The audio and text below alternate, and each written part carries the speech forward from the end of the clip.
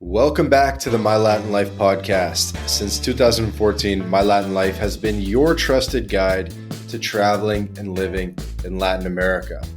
In this episode, we're going to continue our sort of informal series about micronations and special economic zones and building new countries. And our guest today is in that vein. So our guest today is Boris Reitman. He's the founder of Anthemism, a new philosophy, I guess you would say. And we welcome Boris to the podcast. Thank you, Vance. Thanks. Well, let me open guns blazing, like Vance asked me to. He's here. I want to ask you, if you are tired of running, you found some way, you moved to maybe Latin America and you found some system that works for you. Well, is it a permanent situation? Is it something that you want your children to be raised in? Or maybe your children in the future will also grow up in the first world in the United States or Canada. And then when they make enough money, then they will move to live the expat life. Is this something that you want? Or do you want to find a permanent situation, to find the ideal place or help create the ideal place so that your children, your legacy will not have to face the same situation you're facing right now, so that your children can actually focus on the job, on something they actually like, rather than running away from the system and finding how to best arrange your life, how to work the rules, work the ropes. That's where I come in. I don't want to see my child, who is now 9 years old, who is still naive and thinks the world is a beautiful, perfect place. I don't want him to find out what I found out when I was 25, when I saw a third of my paycheck being removed. And I came to my accountant and asked, how come this is happening? I'm supposed to make $6,000, but I'm only getting $4,000. Mm-hmm. Well, this is how taxes work. You know, all I cared about coding. Since 13 years old, I just like to code. And when I finally got my first job, I was 16 or 17, coding, I thought, well, someone is going to pay for me for this. I will be happy to do this for free. I just like to do this. But as years went on and I was becoming an adult and I was going to work, I moved to New York. I worked in New York. And I saw that, $2,000 out of $6,000 it's a lot. So that's when I started thinking something is wrong here. And I really don't want my son to stop being whatever he likes. If he wants to be a coder, I want him to be a coder and be in a position that he doesn't need to know the politics. He doesn't need to know the tricks. He doesn't need to know the tax tricks. I remember, Vance, you had a guest on your show that was giving a lot of tax advices. Mm-hmm. I don't think a person, especially as a professional, should be spending his time learning these tricks in the ideal world. Mm-hmm. And that's where my real drive is for this, because the project I have started, it's so fantastic. It's so challenging that sometimes I wonder, why do I do this? Right? But what are your options otherwise if you live and you grow up in this world as it is right now, the social world? Either you will make very little money and it wouldn't care. Maybe you will be just like a surfer and you will surf the waves and you make enough, giving lessons to buy yourself a sandwich and pay for some room. Money doesn't matter to you. You live the waves. Mm-hmm. Or you clean the streets or something like that. Or you work a day job like a 9 to 5, like I did for many years. And you just follow the system. You just pay the tax and you make a little bit of money and most of it is gone by the end of the month. And you live your life like that. But you have no higher aspirations. You're happy to be in your comfortable corner. If you start a business and you start making bigger money, maybe you're a professional and you make much more money than the basic stuff, then you start thinking, well, Jay, why do I work so hard and I have to give away more? Mm-hmm. And this is just the taxes. What about the regulations? You start hitting the various regulations. For example, There's regulations on how you rent an apartment, how you buy real estate. This is something that I had to deal with. Then you start to try to find ways around the system, and you find that your whole life gets warped around it. You consider maybe you should be an expat, you should maybe move to Puerto Rico or something like that, or some other location. And I think this is just bad, because it takes a lot of your energy, a lot of your brain cycles on this kind of nonsense, and you become the slave of the regulator, the slave of the system. Yeah. You're not really free, and that's when you actually understand it. And then there is a fourth level. You are so long a slave of the system that you start to like it. It's like that syndrome where I forgot the name of it, it escaped me, but it's like when you have someone who is harassing you and then you start to love him. And this is a very bad psychological thing. And then in the end, you realize, well, I can't really beat them. I should join them. And you become like them. And that's when you become the manipulator yourself, because there is no way out. And there are many people who are saying that if you have a system that is already on the path from protecting individual rights to abrogating individual rights, which is really what we have even in the first world countries, especially with the tax tariffs right now. Everyone, I think, is realizing this. It's no return pathway. It cannot be turned around. It's just too far gone. Many people think this.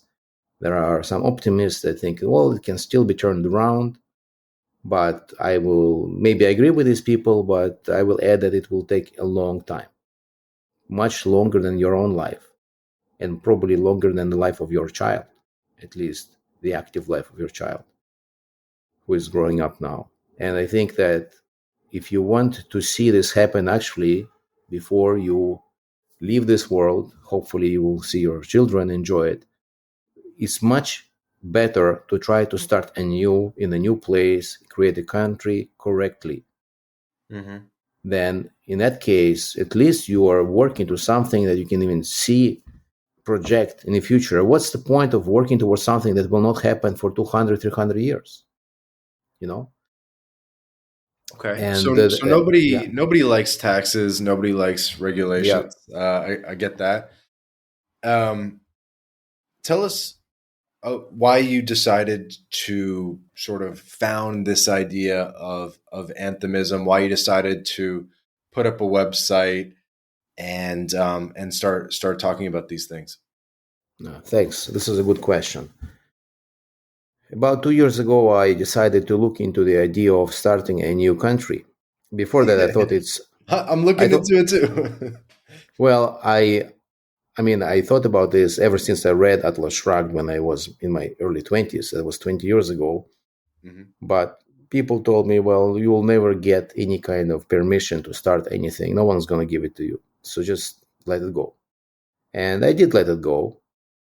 But the idea was always in my head. And 2 years ago, another objectivist on the Objectivist forum. Objectivists are people who follow the Ayn Rand philosophy. By the name of Joseph Avatar, posted that he is working on this project. He is starting a kind of a country. And that got me thinking, well, he convinced me that it's possible, at least possible to start thinking about it, that it's not completely a lost cause. And I decided to study history of any previous attempts or successes or failures of how people tried something like this. And I know a little bit of the ancient history. That was my interest. But for recent stuff, I picked up a book. I can't now remember off the top of my head the name, but it's a book by a libertarian titled How to Start Your Own Country. It's a little book like that. Nice. Which goes through the attempts to do this by libertarians in the last 80 years, maybe even 60 years, maybe a bit less. And it goes in big depth about the attempts of the John Oliver, who was trying to create an island called Minerva Island. Minerva. Where is that? Minerva. Well, Minerva is a Greek name for one of those goddesses. Yeah. Yeah, Minerva John Oliver. and his idea was that instead of trying to find a piece of land which belongs to someone, let's just make a new piece of land. Make a new piece. So Okay. they found I'm looking this up, by the way. I'm actually curious about this. So, the It's Republic interesting. of Minerva. I hadn't heard about Go this ahead. one. Why don't you read it out loud for our guests? I'll read it out because I hadn't heard about this one actually. So, the Republic of Minerva was a micronation consisting of the Minerva Reefs. It was one of the few modern attempts at creating a sovereign micronation on the reclaimed land of an artificial island in 1972. The architect was Las Vegas real estate millionaire Michael Oliver. Was it John Oliver or Michael Oliver? Michael, sorry, I got the first name wrong.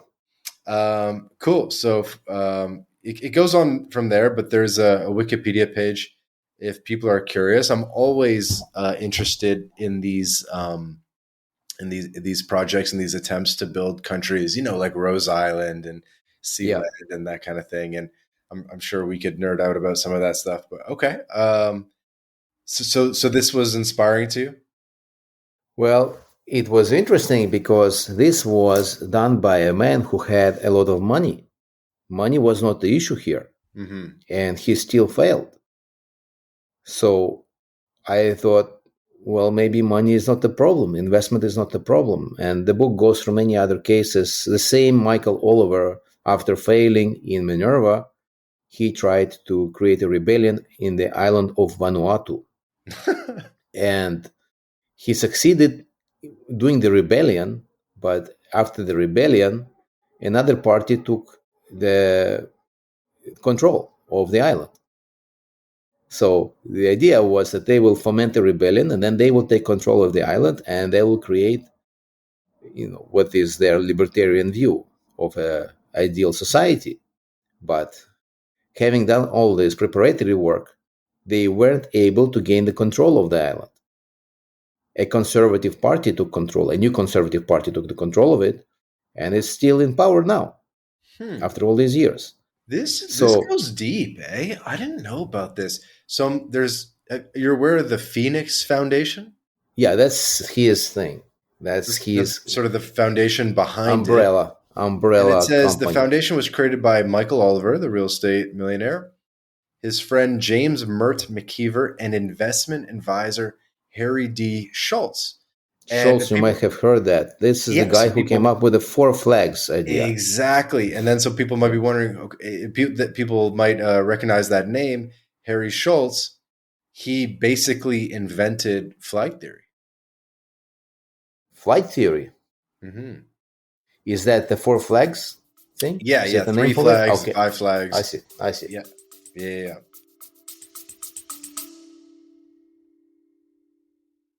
This episode of the My Latin Life podcast is brought to you in part by job stacking.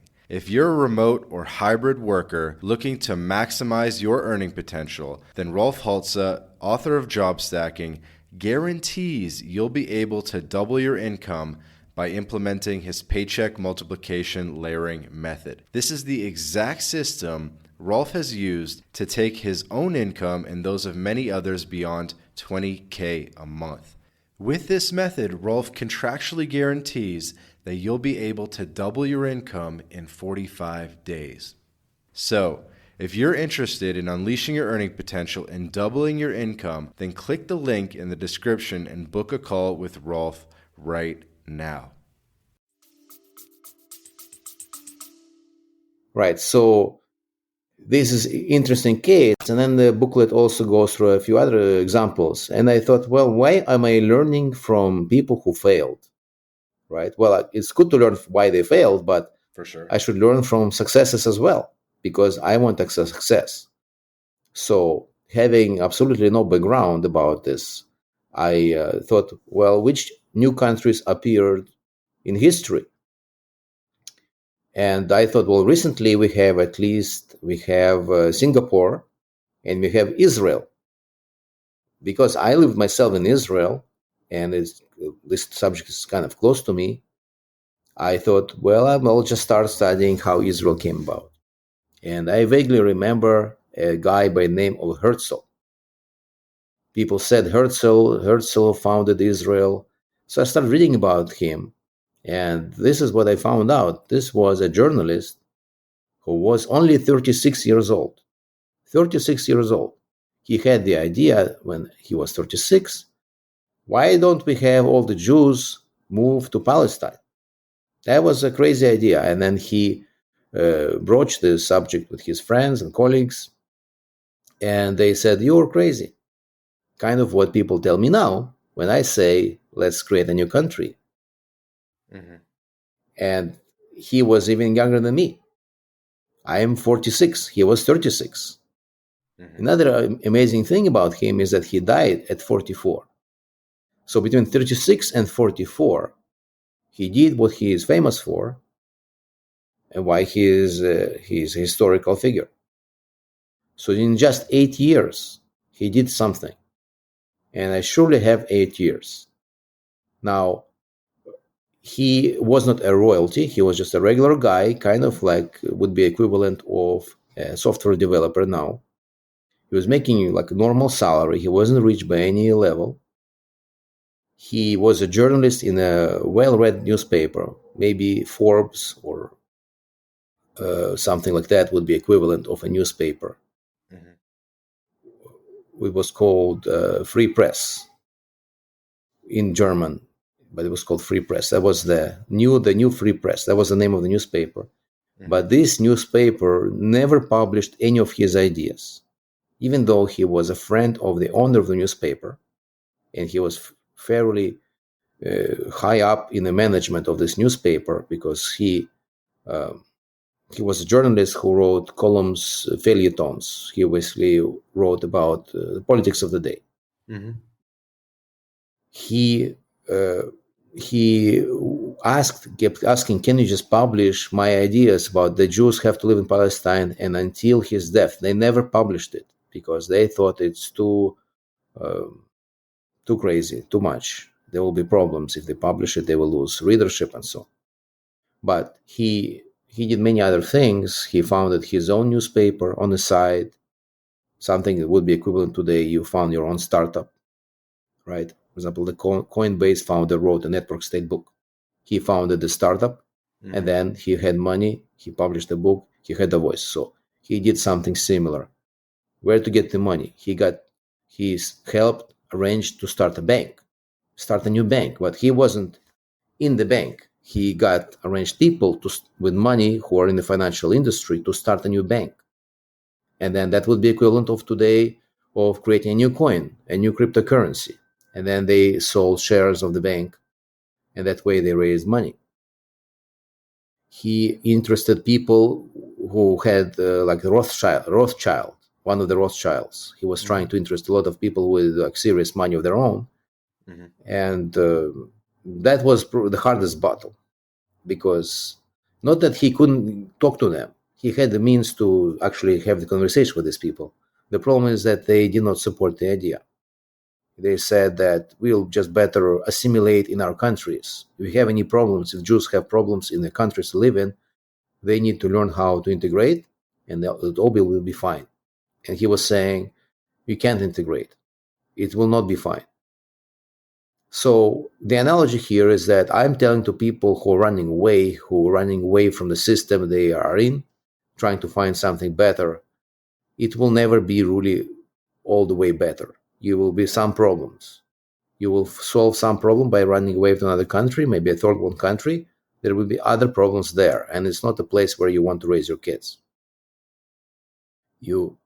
I'm not going to speak of other people because every person has his own thinking about his situation, but I'm making a general statement.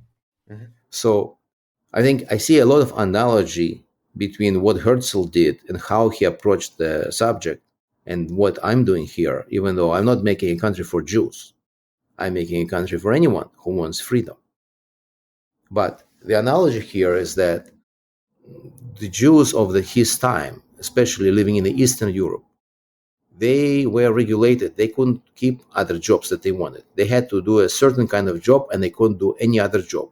They couldn't live anywhere they wanted. There were many regulations on the Jews specifically, in addition to just violent pogroms. They're just being beaten and killed, and there was no persecution. So he was trying to solve the freedom problem for the Jews specifically, and he concluded that the ideal place for them is to have their own country, the Jewish nation. Mm-hmm. Now, in my analysis, the ideal way to solve the problem of people looking for freedom is to start a new country. The analogy is the same. We have to start from scratch. We cannot integrate. These countries where we live in, they are just on a path to destruction. It will only get worse. So that was my start. I read Herzl's diary. His diary is 1,500 pages long.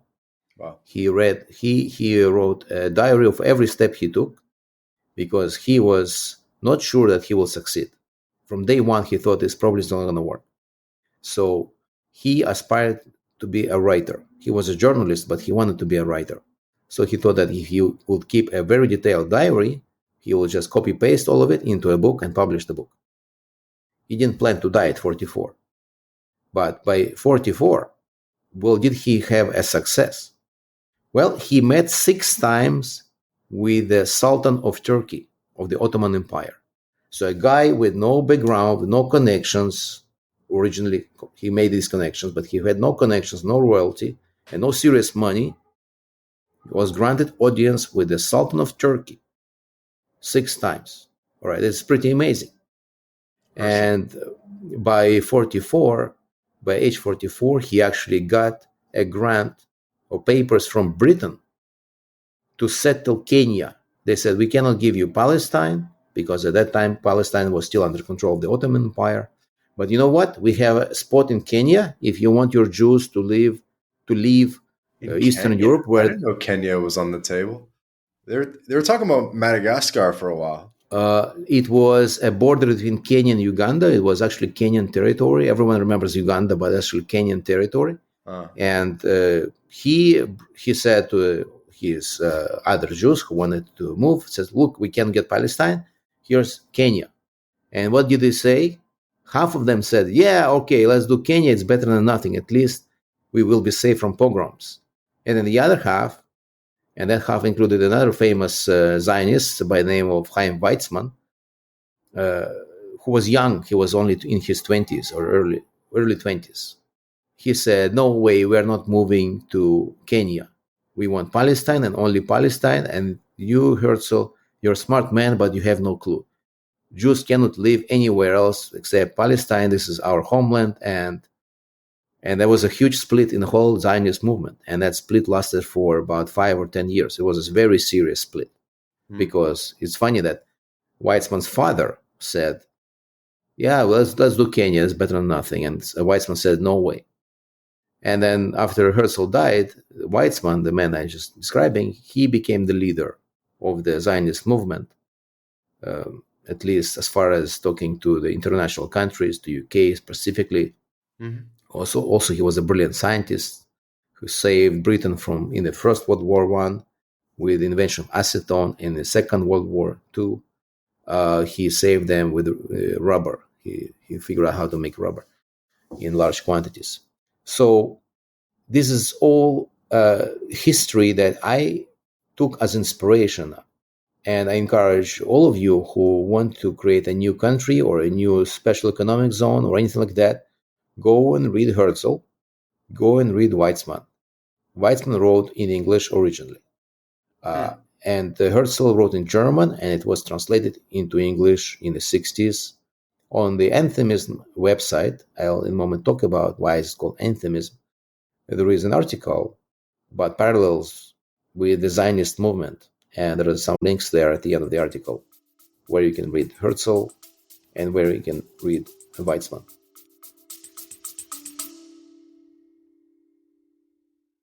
This episode of the MyLatinLife podcast is brought to you in part by Crema Social. Crema Social is like TikTok for international dating.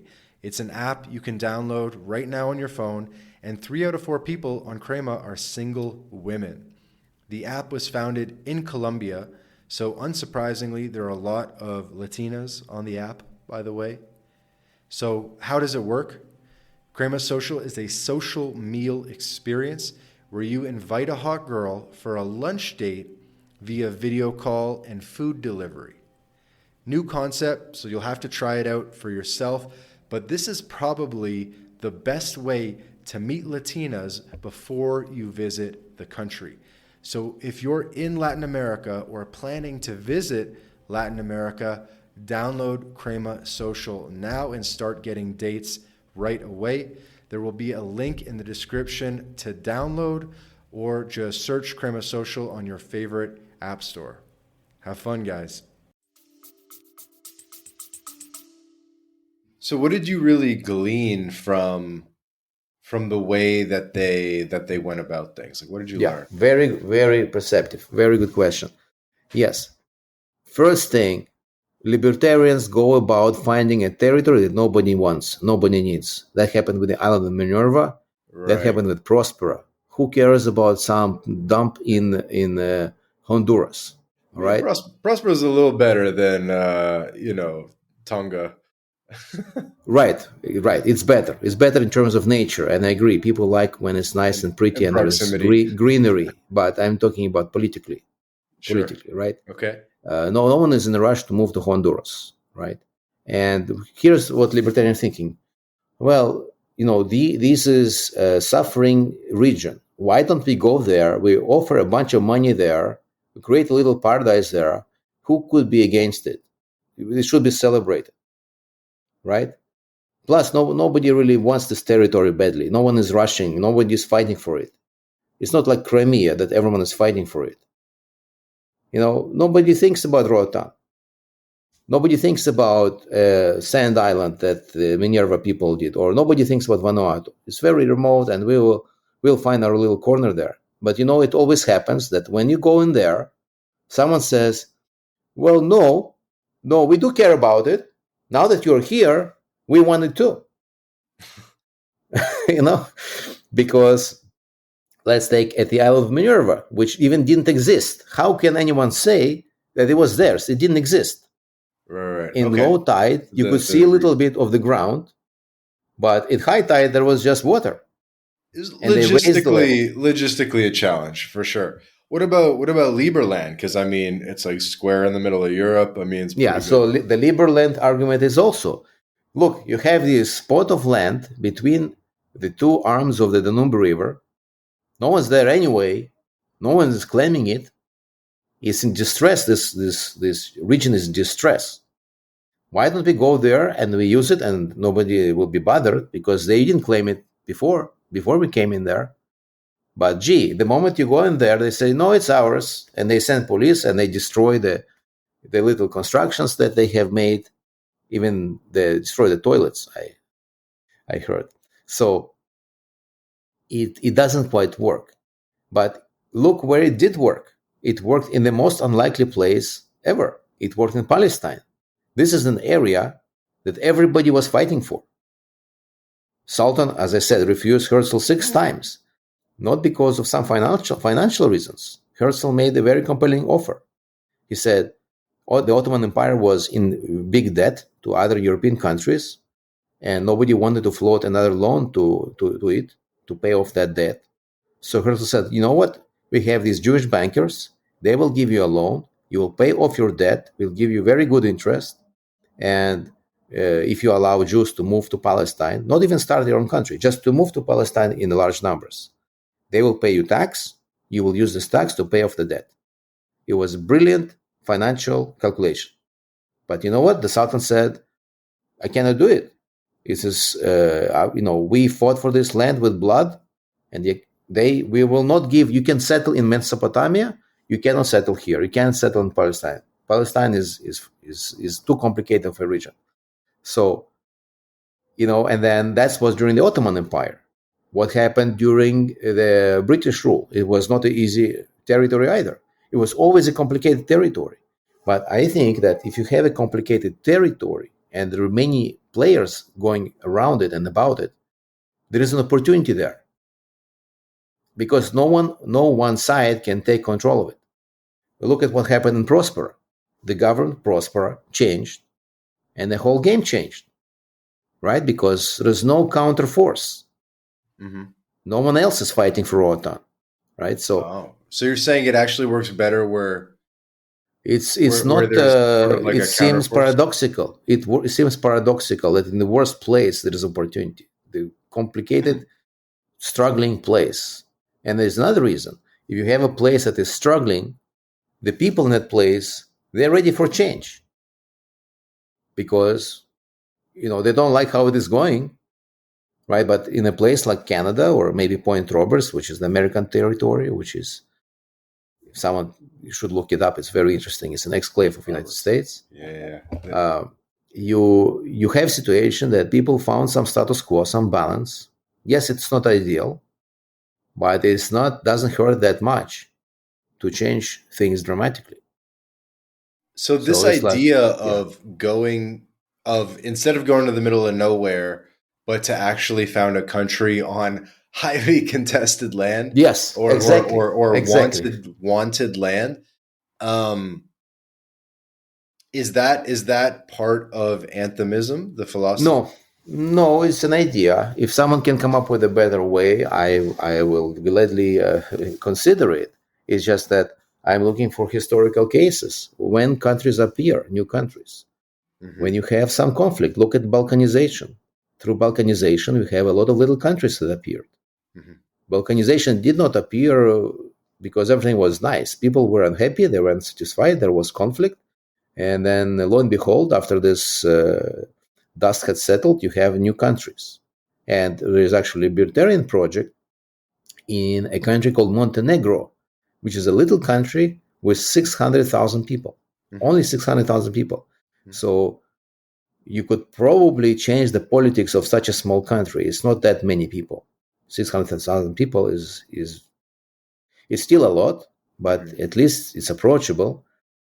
Or you can look at the Swiss cantons. They are small. And I don't know history of that, actually, how that came about. But I think there is opportunity when there is a war, at the end of some war, you have territories that are orphaned. Now, for example, with the war between Ukraine and Russia, there is an area which is an exclave of Russia, which is called the Kaliningrad Oblast, right? Kaliningrad region, which is separated from the mainland of Russia. There is Poland there is Latvia, Litva, all these countries. They're kind of in the way. You can't just take a train. So, but by the way, quick pause. Where are you from? Where were you born? I was born in Ukraine in a town called Lviv or Lvov, which is on the border of Poland. Used to be a Polish city, actually. So that area is kind of close to me, although I left when I was young. And one of the approaches that I came up with, looking for complicated regions, just about when I finished reading Herzl, that's when the war between Ukraine and Russia started. And I thought, well, maybe that's where I should look, because that's where the complicated regions are. There is actually two regions that declare themselves to be independent, or they wanted an autonomy, which is the Luhansk area. And there is also the Crimea, which is geographically very kind of looks by itself. And what is interesting about it, that Crimea was always called an autonomous region. I did not invent this. During USSR period, it was called Autonomous Socialist Region. And then after USSR fell, it was still called Autonomous Region. But in practice, it was controlled by Ukraine. In terms of all the taxes and all the financial stuff, how it's done, it was controlled by Ukraine. And then now it's controlled by Russia. Maybe now it's not called autonomous anymore, but it was called autonomous for a long time. And in the beginning of 2000s, there were political ideas, parties representing the idea of being totally separate. Yeah, you can be maybe a protectorate of Ukraine, but all the all running the country, including collecting taxes and everything, the socialist element of it, which I don't support, but that's how it's all running there, would be limited to Crimea. But actually what happened is that all the taxes were collected, sent to Kiev, and then Kiev would distribute funds back to Crimea to improve the roads, to improve the parks, just like every other socialist country works. And these funds were very small, and many people in Crimea were unhappy. Here is how much a Crimean family was making per year on a good year. Most of the business there is tourist business, which is only during the summer months when the weather is good. $15,000 a year. $15,000 a year was considered to be a good year.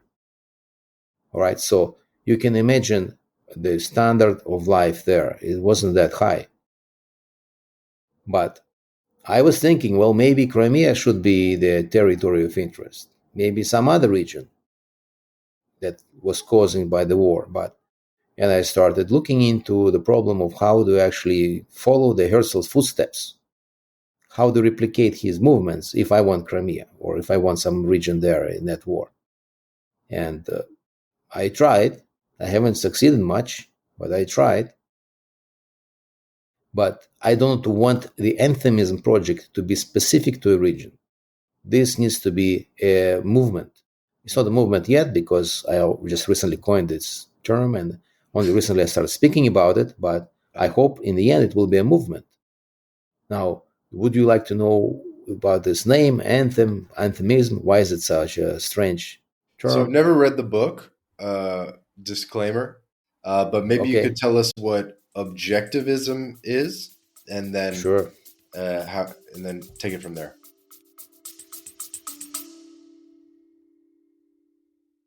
Hey guys, quick break from the episode to tell you about BitRefill. BitRefill allows you to shop online and in person without banks, converting your crypto directly into merchant balance. We're talking gift cards to Nike, Amazon, Apple, Airbnb, Hotels.com, and many more, all paid for with crypto. BitRefill offers more than 10,000 gift card options in 180 countries all across Latin America, including Brazil, Colombia, Mexico, Argentina, El Salvador, and many more. You can also apply the code MyLatinLife at checkout to get 10% back on your first purchase. Go to bitrefill.com for more information.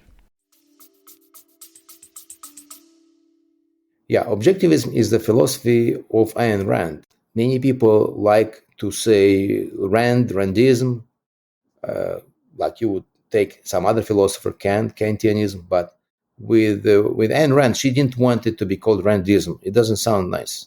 So, I mean, I don't know her reasons. She never stated openly exactly what is the reason. Mm-hmm. But she didn't want it to be called Randism. She wanted to be called Objectivism. Mm-hmm. So, we just use this term that she came up. She called that philosophy Objectivism. So if we subscribe to the philosophy, we just say Objectivism. And if you want to know what it is, it's a rejection of many philosophical schools that came up during the history of the world. Mm-hmm. And it's going back to Aristotle, saying that, okay, Aristotle had a lot of things right, and Ayn Rand just took out of Aristotle many things that kind of dated, like slavery stuff, and because Aristotle supported slavery, and she added things into it that came out a bit later after Aristotle, like John Locke's conception of individual rights. She put a lot of these things into Objectivism and modernized basically Aristotle. Mm-hmm. And she added some of her own things that did not exist in any philosopher's works.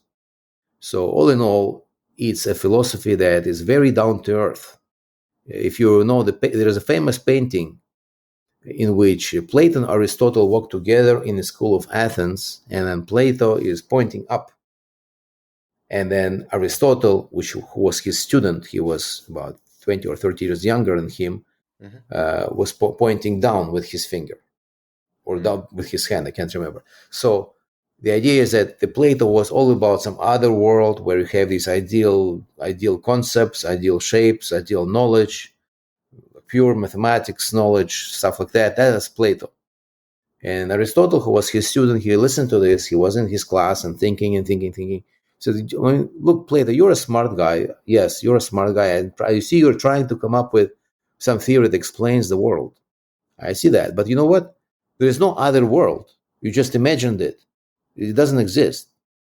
You want it to exist, but it doesn't. All I can see is we live in this world. So that's why he's pointing down. And that's the Aristotle's philosophy. And in many ways, Ayn Rand's philosophy of objectivism is similar to this. She called it a philosophy of living on earth. So that's objectivism. And I am taking objectivism as the foundation. I'm not trying to reinvent the wheel here. I like objectivism. I think it's a good idea. And I encourage libertarians to learn objectivism, because libertarians think that to create a new government or a new kind of country or state, you don't need any philosophy. Just make it pure capitalism, and that's it. And then anyone can have their own philosophy. Why you need a philosophy? Can't one be like a Christian, one be a Muslim, and they can all live under the same roof? Well, they can, but the problem is, can you keep the country? You created the country, but can you keep the country? What will prevent this country from deteriorating?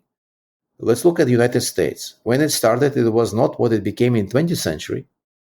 That was a famous line, right? It was like Benjamin Franklin or something. Exactly. Like, can you keep it? That's the one. Can you keep it? So, did you know that there was no income tax before the 20th century? I did, of course. No income tax. Can you even believe this? 1913 or something? I can't remember the years. I think it was 1905, but I might be wrong there. So, if we actually look at what happened to the United States in the 20th century, every day is more socialism than the day before. And it's not the country that was. So what objectivists say, if you want to have a country that is stable, is going to create this laissez-faire capitalism, and it will be sustainable, you need to have also a dominating philosophy in the population. Yes, you can have some Christian people living there, or Muslim people, or just even communists or socialists. That's fine. But it cannot be that they're in such a majority that they will just suffocate the idea of self-interest. They suffocate the idea of egoism, because all these philosophies are against egoism. They say, well, egoism is bad. It means that you will trample everyone, and it's actually a misrepresentation of egoism. Egoism just means you're interested in fulfilling your own desires. That doesn't mean that you will hurt other people to do this, right? Why you have to come in conflict with other people? I, for example, have great respect to Steve Jobs. Steve Jobs wanted to create the ideal iPhone, but there were people in his company who said that disagreed with him, and he had the goal to say, no, has to be this way. It has to be this perfect device. But if he would just agree with all the other people just to be nice, right? Would not have happened. But the detractors of egoism, they package it with some bad people, like Bernie Madoff, who just stole people's money and said, well, I just like to have all this money. Why should I give it back? I'm going to lie to them and I'll be rich. Is this really egoistic? Not really. He ended up in jail. That kind of behavior is self-deprecating. It's not really egoism, because if you take any action, this is where objectivism comes in. If you take any action and you really think, is it really in your interest? Only then you will know. You can't just say, is it in my interest this minute? You have to take a projection into the future. Did really Bernie Madoff think that stealing money from people will actually work out in his favor in the end? Let's say he got away with this and he was found out after his death. What about his kids? Do they want to have this kind of legacy that their father was a big criminal, big crook? No, it's just you can't really win. You can't win if you do not if you do something on a whim. And let's make it a little bit relevant to today's political environment. You have the guy, Donald Trump, in the seat of the president, who is acting on a whim. He just does whatever he wants. He doesn't consider the future. right? He was promising ending of the war. All right. So he can get elected. Why? Because he would get elected that way. It was the immediate. It seems like he's winning because, well, I told something that people want to hear, so they chose me. Well, now that they chose him, he has to deliver, right? Otherwise, he's going to lose face. Mm-hmm. So how does he deliver? He goes and he calls, Zelensky a dictator, and he doesn't say the same about Putin, right? So you cannot come out of this. The farther you go, it becomes worse because he did not project far enough ahead. And that's what I mean by acting on whim. It's acting by self-interest is actually much more complicated than just doing what seems reasonable this 1 minute. But let's not get distracted from where I was. Let me actually talk about the name Anthemism, because we already have a lot of time used up. Let's actually get into Anthemism. Why did I call it Anthemism? It's based on Ayn Rand's story. You said you didn't read the book. No. Well, it's a very small book. It's a novelette. Yeah. Okay. Well, Ayn Rand has several things that she wrote. And everyone knows Atlas Shrugged, which is a very thick book with more than 1,000 pages. Right. She has another one called The Fountainhead. But Anthem is a small little thing. And she wrote it on inspiration. She was in the middle of writing The Fountainhead. And then she stopped in the middle of it. And she got this idea, and she wrote this Anthem story. The Anthem story is about 100 pages long. And it's written in a poetic style. You read it, I don't know, like Homer's Odyssey. It's not really prose. It's not pure prose. It's written as a prose, but it reads as a saga or a poem. And it's very easy to read and very enjoyable. Now, what is the story about? Well, unlike her other works, where you see, like, especially in The Fountainhead, you see a guy like your guests, your expat guests, who found a way to live in the existing world. They found some combination that works for them. They maybe left the United States for Costa Rica or something like that, and it worked for them. And then they do what they want, and they pay less taxes and so on. Well, here is a guy in The Fountainhead who found a way to build buildings his way. He had an idea how he wants to design skyscrapers using steel and so on, which was unheard of at his time. This what we consider as common situation for skyscrapers. That was new at the time that Ayn Rand wrote that book. So, but Anthem, the one I'm talking about, is a small story about a guy who could not change his society. He could not adapt in his society, and he left the society to start a new life. And that's why I called Anthemism. So we are going to have a one word, kind of similar to Zionism, which was a word that meant it's for the Jews, it's going to be in Palestine, it's going to be a new country, and it's the Zion mountain, which representative of the biblical story. You have in one word a lot of things. So same thing here. I have in one word, Anthemism, many things compressed. It's automatically Ayn Rand, because Ayn Rand wrote this. It's automatically Objectivism. And it's automatically we have to leave the country we're in. We're going to start a new country. So it's a compression of many things into a single word, which is, I think it's needed. Now, why not call it like Objectivism or something? Why do we need a new word? Well, because not only objectivists should be interested in this. I cannot convince the world now that Objectivism is the right ideology, but we see there is a lot of libertarian projects. So if you want to invest into something that you think will actually give you revenue or will be good for you and you could live there better than where you are right now, why don't you support the project, right? I may not agree with everything that, say, maybe the Montenegro project is doing by libertarians in Montenegro, but if I think there's a good chance they will succeed, I might contribute some money or some time or something For example, I'm advertising them right now to help them. In the same way, I think many people can support Anthemism without subscribing to Objectivism fully. Becoming an Objectivist is a long process. It took me a long time. Yeah, well, I read Atlas Shrugged. I was 25. I thought, well, gee, yeah, everything makes sense, but okay. And then I started noticing in my life things I read in the book. And it took me a long time to process, because it's one thing you read something in a book. It's another thing you actually go in your life and you start making changes. You tell people, well, gee, this thing I was doing always for you, I cannot do this anymore. It's against my ideology. It's hard, especially if it's your relative or even close friend.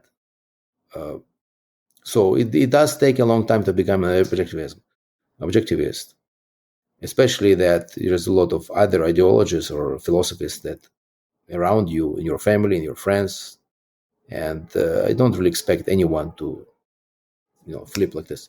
But I do hope to attract other people to take interest in Anthemism.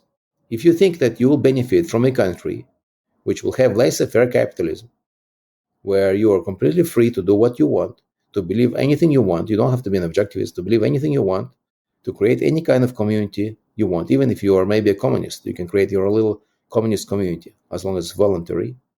Yeah, then support Anthemism. Help propagate the idea that it has to be a new country, that nothing short of a new country will be enough. Special economic zone is better than nothing, but the problem with the special economic zone, it has a ceiling it cannot cross. There's a plateau it cannot cross. There is absolutely no way that prosperity can separate from Honduras. It will be always subject to Honduras regulations. For example, the immigration is controlled by the Honduras government.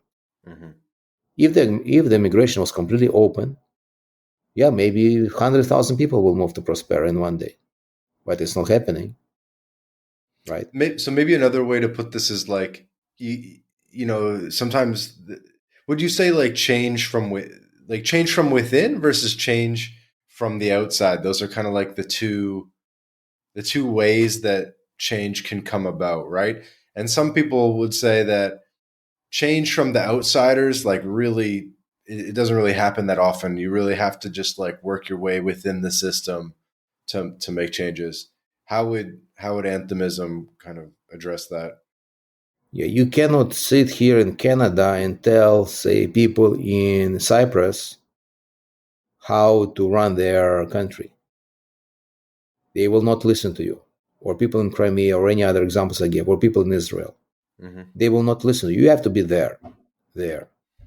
And in fact, no region we will pick where we actually decide to try to create a country will be completely empty. There will be some people there. So if you want to make a difference, you need to either convert people to your cause who are already local. That's the ideal. Or you have to become local yourself. That's change from outside. But change from within, well, I already gave the example that if you live in the United States and you want to make a change from within, good luck. You have 340 million people here who are unlikely to listen to you. It's just too many people. It's too hard. It's possible, it's just too hard.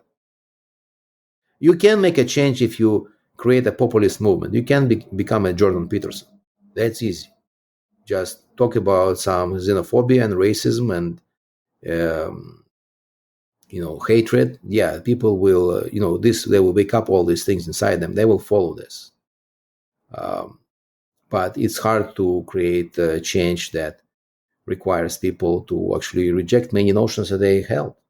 And it's very hard to tell people, the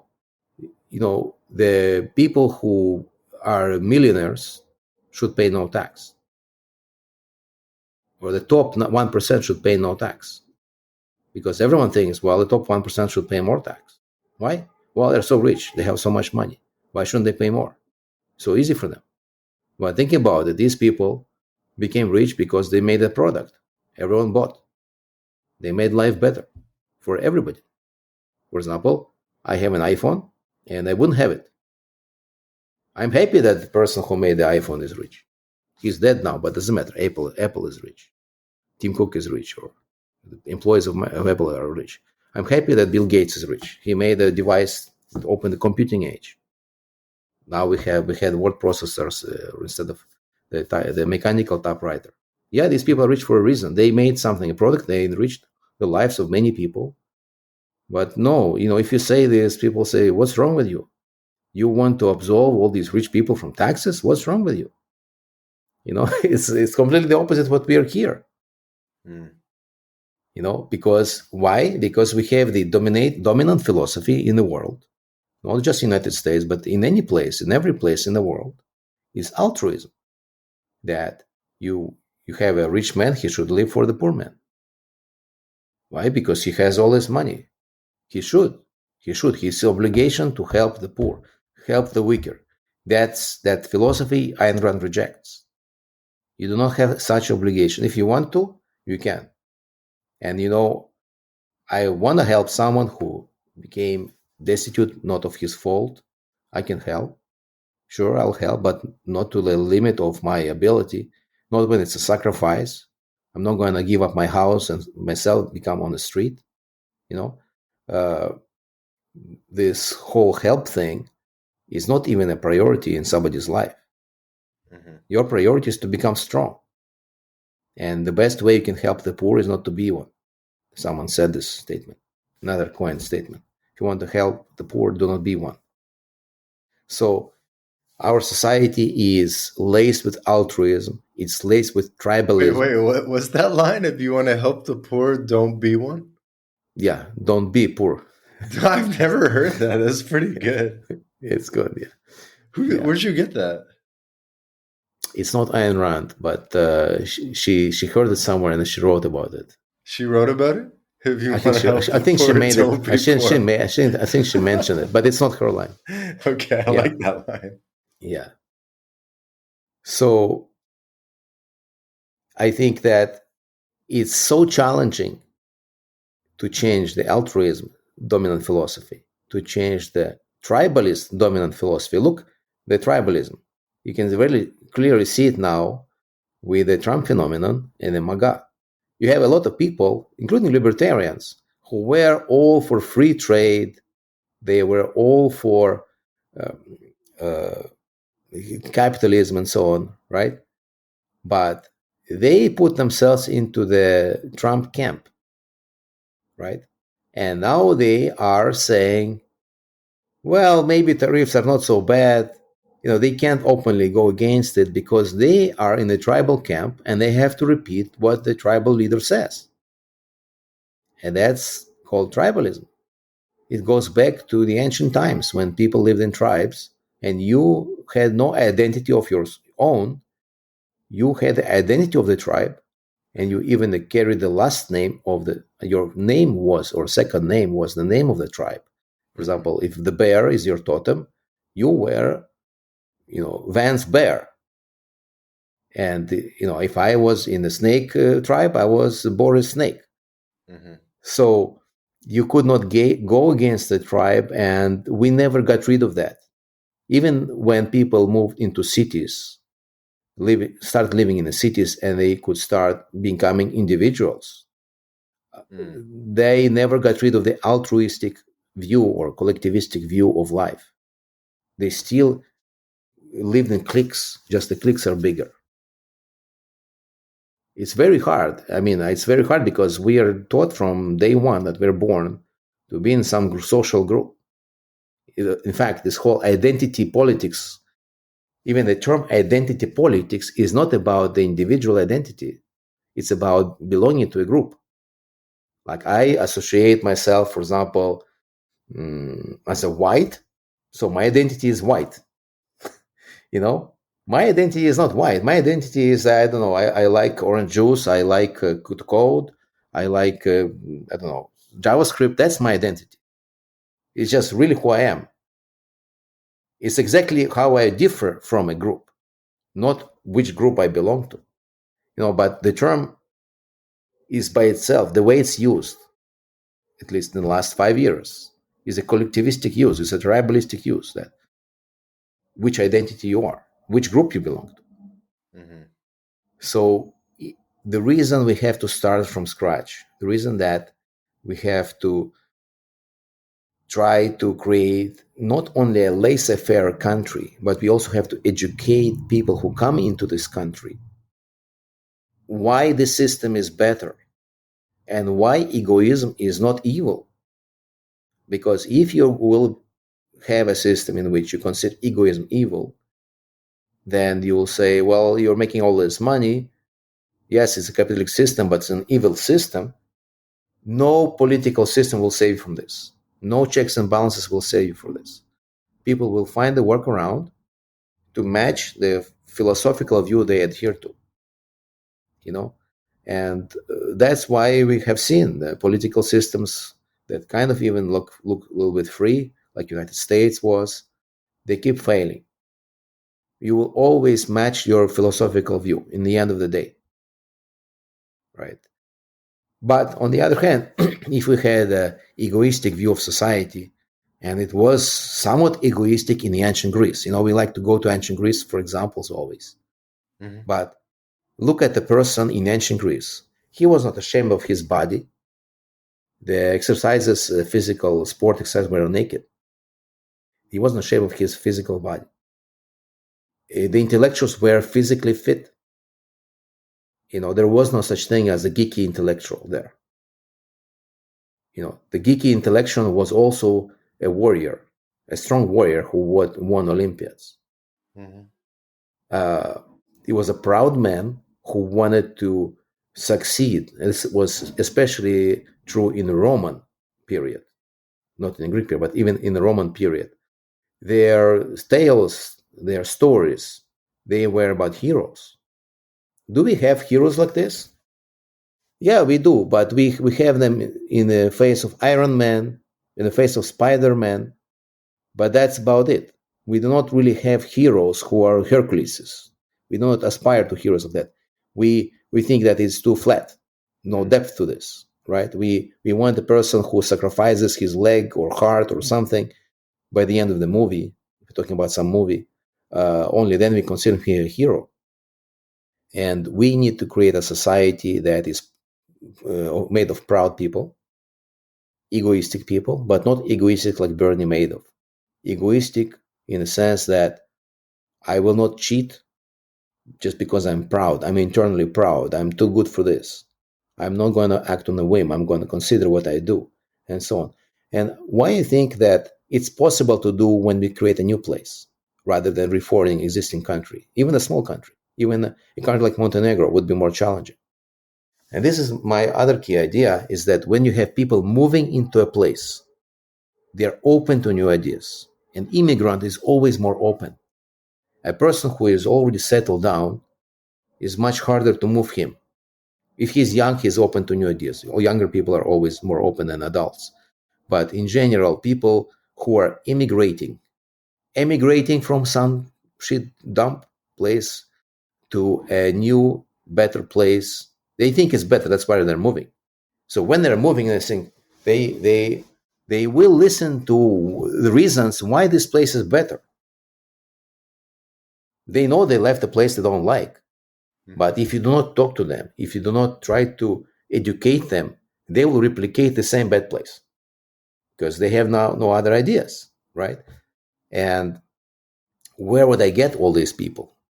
There are a lot of people in countries that are suffering. You have countries like Iran. We had a big immigration from Lebanon and Syria recently to Europe. And we have a lot of Mexicans, for example, who would move. So if you create a place where you'll have open borders, no restriction on immigration, no requirement for work visas, just come there, live and work, you will see immigration in millions. There will be no shortage of people who will want to come in, right? So that's not the problem. And I'm saying that if you work on these people when they're moving, even maybe before they're leaving, maybe a month or two before they're leaving their countries, and we can do this now through online means, educational, internet cuts all these borders, we can educate people that when you come to this new place, yes, you want to be a Muslim, yes, but you cannot force this to anyone, even your children. You can't force it. If a teenager says, okay, I'm enough, I'm done with this, I'm out. You cannot go and you cannot kill your sister because she's wearing a short skirt. You can't do that. You have to tell this to people, and you can't force your wife to remain your wife if she doesn't love you just because it's tradition. No. So you can tell this to the Muslims. You tell this, and then you tell this to socialists. You say, okay, you want to have socialist paradise. Create a kibbutz, make it voluntary entry, voluntary exit. Try, see if you can attract people. Yeah, you will attract some people. Try it. So there's the innovation there. Open borders and advocating ideas to the incoming mass immigration. And then the other thing I learned from Herzl, it has to be a mass immigration. A trickle is not going to work. It's just going to die out. Because when he started, there were already philanthropists who helped Jews move. You're a specialist in the Latin America. There was a movement of Jews into Argentina. They bought patches of land and they moved Jews to Argentina, but it was very slow.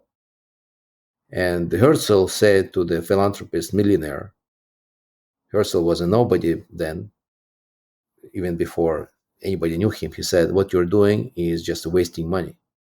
It's never going to work. You have to move a lot of people right away. So that was when he was talking to the Ottoman Sultan. He was saying, we need to 100,000 people, let's say a year. but that was 19th century. Now there's more people. So we have to, but we have better technology. We can quickly build apartments. We can quickly build infrastructure. We can bring them by airplanes, by ships. So, and we have also remote work. So some people can remote.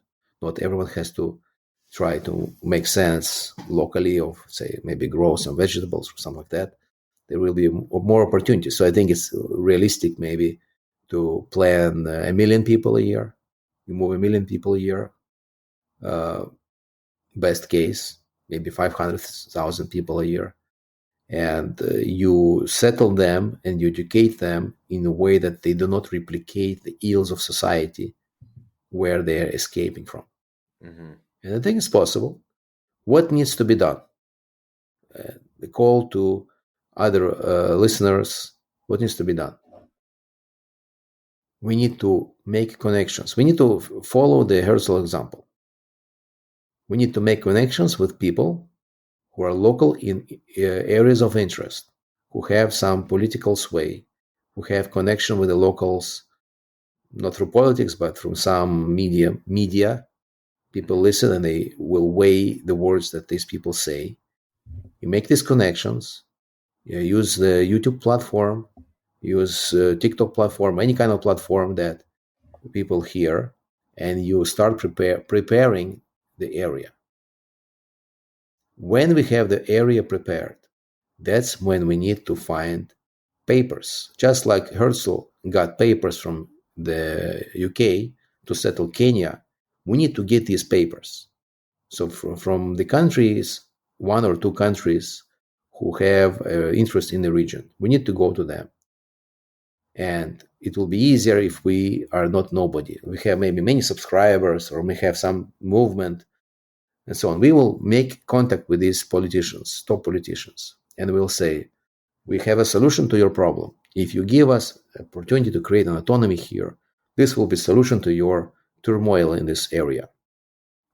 Then please give us these papers, subject to some conditions. You can make a condition. Okay, you have to, in 10 years, you have to create a large enough population. You need to show that you have, jobs and so on.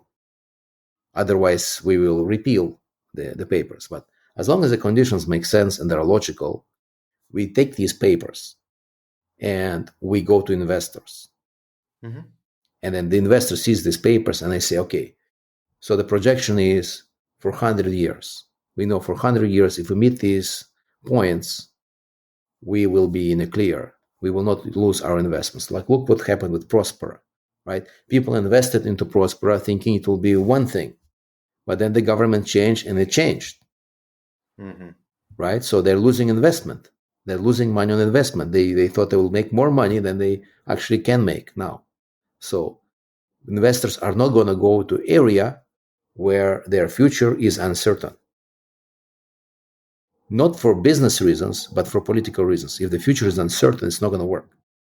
So we get these papers, then we approach large investors. And it will be very easy to do this, because if the investors know that are people going to be immigrating into an area, they know they can multiply their money big time. So that's my plan, and I think it's realistic. At least it's realistic. You can see this in your own lifetime happen. It's not going to be something that maybe in 200 years, maybe there will be a change. Definitely a lot of opportunity. It's a challenging project. So what's the game plan for the rest of the year 2025 for Anthemism? What are you trying to do to get the word out or get to the next level? I think I would like to have some contributors to the website. I've been writing a lot of articles on the website. There are 7 articles, which are long reads. And what I'm missing, I would like to have articles about each of the libertarian projects. They try to start a new country or maybe a new SES and analyze what actually they did, what worked, what failed. Yeah. And that way, for example, an article I'm working on right now says lost connection to the server. Can you hear me? Yeah. Okay. Article I'm working on is Freeport, Bahamas. Because in Freeport, Bahamas, it was never originally set out to be that will be a new country there, but in many respects, it was a huge piece of land that was given control to a private company. So we want to see, and the results were that in 10 years, the development of Bahamas area, Freeport, went beyond any kind of projections or expectations by the most optimist people, what they created in just 10 years. Mm-hmm. So want to study what they did right, what they did wrong, why it failed in the end.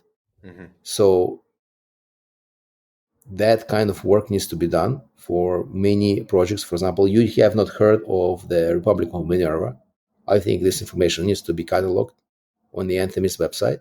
Mm-hmm. I was thinking it'd be cool to do like a book series or something on like a book on each project. If someone wants to do this much writing, I congratulate you. I will welcome it.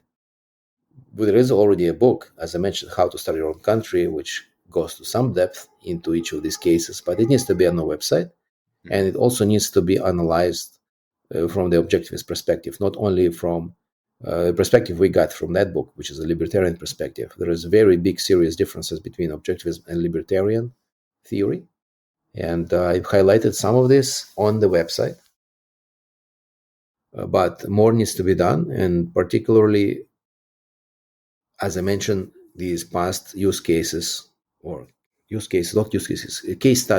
that's the term, case studies needs to be cataloged. And I'm looking for people who are like writing and who would like to contribute to the website. I have actually the website in English and a copy of this website in Russian. Why? Why Russian? Because, as I mentioned, most likely the territory that will fall off will be, some territory where there's conflict. There's conflict now surrounding Russia. Some people are saying it might balkanize as well, or at least parts of it. We might get a hold of some territory there. It might be the Kaliningrad Oblast. It might be some Far East region, which is close to Japan. So we have to be ready. We cannot do this when it's too late. Makes sense. We have to have everything in place. And then when it happens, we have the intellectual movement already ready to take control of it. It cannot be just a guy in the kitchen like me right now. It needs to be more people, right? And I need your help. I cannot do this alone. I will continue doing this because it makes sense to me. But if you want us to succeed, I need your help. Let's start with what's easy. It's the easiest thing in the world to write articles on a website, right? The next step would be actually making contacts with political figures And all of you who listen to me right now have a bunch of connections. Maybe you don't even realize you have these connections, but join the Telegram channel for Anthemism and engage in the conversation, and maybe you can help that way as well. Cool. Sounds like a plan. So I think we'll cut it there, and people can reach out on the link in the description of this episode to find borisreitman.com and all your links and get in touch about Anthemism. Yeah, go to the website. Anthemism. It's like anthem, when the one you sing, anthem, Adamism, right? So Anthemism, and then it's .org. Anthemism.org. Say it 10 times fast. Anthemism. I'm still getting used to it. Yeah. Okay. Anthemism.org is the website. Boris Reitman is the thought leader, founder, philosopher. Thank you. Yeah, well, I am a computer guy. I'm a computer programmer, and I want just to know computers. I don't want to know any politics at all. I don't want to know the name of the president of my country. I just want to know the name of Python modules. But unfortunately, I can't afford to do it right now. I have to know what's going on to survive. Let's create a country where you can actually know just what you like. So this is your pivot because AI is taking your programmer job. So now you're going to found a country. It's the only thing left to do. Perhaps. Cool. Well, thanks again for doing this, Boris. Appreciate your time. It was really interesting to hear about. This has been another episode of the MyLatinLife podcast. Again, our guest today, Boris Reitman. And for the audience, wherever you're listening to this, please subscribe to the podcast on Apple Podcasts, Spotify, YouTube, X, wherever you're listening to this. Please subscribe, please review, leave a review, helps us grow the show. And we'll see you in the next episode. Ciao for now. Thanks, Vats.